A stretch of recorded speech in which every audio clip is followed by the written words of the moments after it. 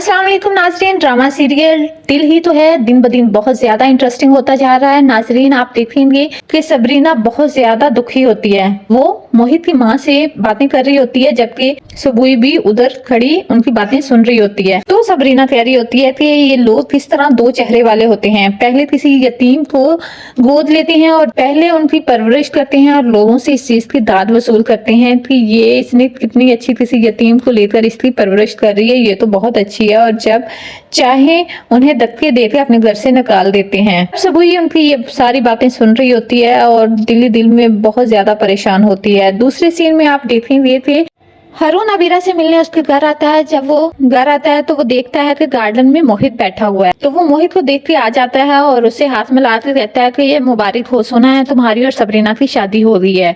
तुम जैसा धोखेबाज इंसान अबीरा को डिजर्व ही नहीं करता था। तुमने उसे धोखा दिया। तुम्हारा और सबरीना का जब चक्कर चल रहा था तो तुमने अबीरा को इस खुशफहमी में क्यों रखा कि तुम उससे बहुत प्यार करते हो। तो तब ये बातें सुनकर मोहित बहुत ज्यादा परेशान होता है और कहता है कि मैंने अबीरा को कोई धोखा नहीं दिया। अभी तो हारून को उसकी ये बातें समझ नहीं आ रही, लेकिन जो जो टाइम गुजरेगा तब उसे पता चलेगा कि झूठ अबीरा बोल रही है, ना कि मोहित और सबरीना। हारून की बातें सुनकर मोहित बहुत ज्यादा डिसहार्ट हो जाता है और जब कमरे में जाता है तो रोना शुरू कर देता है। तब वो अपने माँ और पापा से कहता है कि मैंने अबीरा को कोई धोखा नहीं दिया। अबीरा चाहती ही नहीं थी मुझसे शादी करना। वो तो हारून को पसंद करती थी और हारून से ही शादी करना चाहती थी।